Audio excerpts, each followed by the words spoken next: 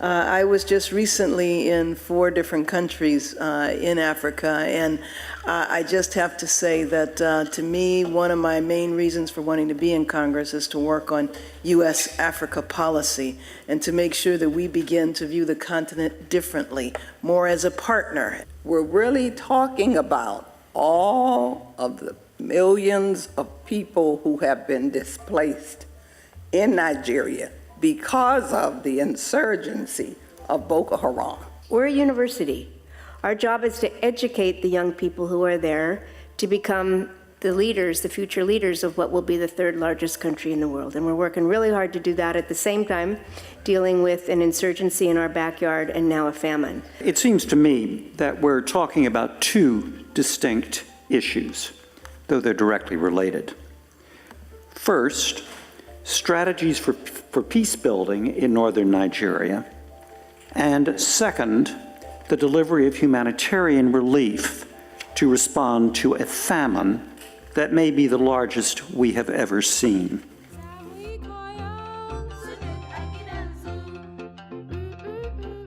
Here's our working assumptions.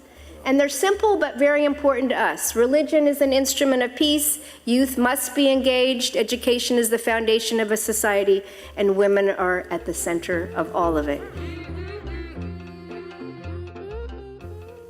With respect to API, Muslim and Christian clergy and community leaders have been involved since the beginning.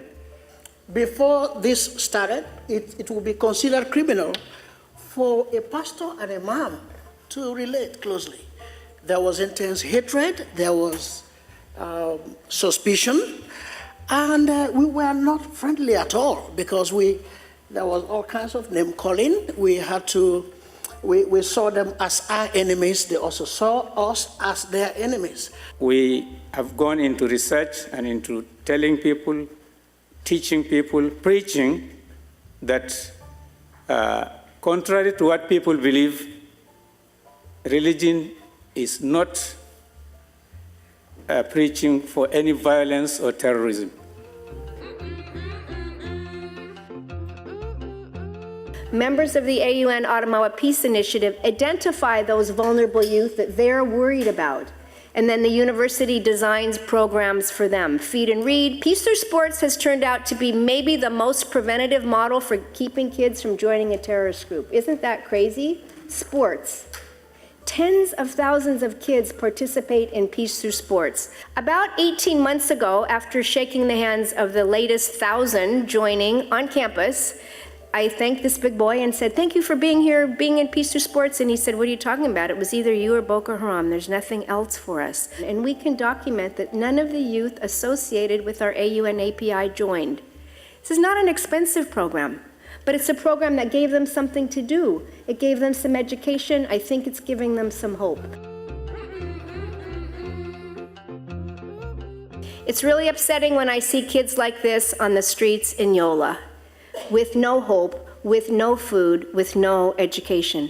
So we designed this little program with our peace initiative called Feed and Read, and it's exactly what it is. It's 1 meal a day and learning how to read. It's not much, but this is what these kids look like now, folks. This is the youngest little girl I've ever seen on the streets anywhere. She's about 5, she's by herself, she's in Feed and Read, and she's getting a uniform from an American company that donated it.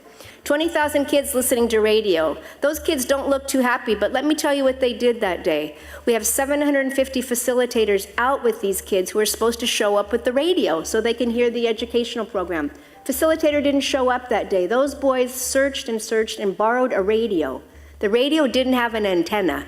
Somehow they found a piece of copper, they attached it, you can see it there, and they listened to that educational program.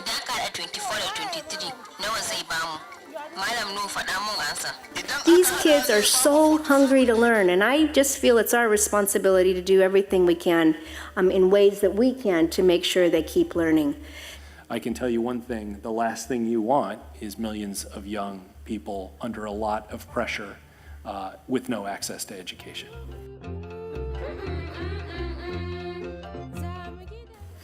Hunger is there. They don't have jobs. There are no schools where their children can go. And then the girls sometimes end up in marriages that they don't want or unwanted pregnancies.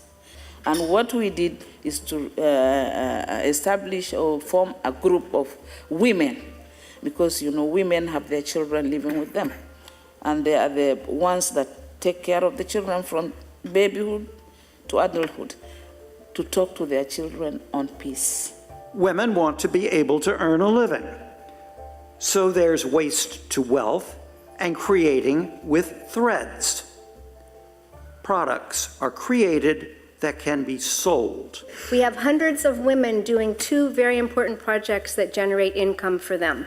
One is called Waste to Wealth. We have now 850 men and women picking up the trash and weaving them into gorgeous projects.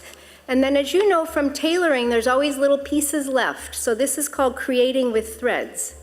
And they've made some beautiful briefcases for you. So please join me in thanking these amazing congresswomen for all that they do to be the voice of Africa and Nigeria and girls' education.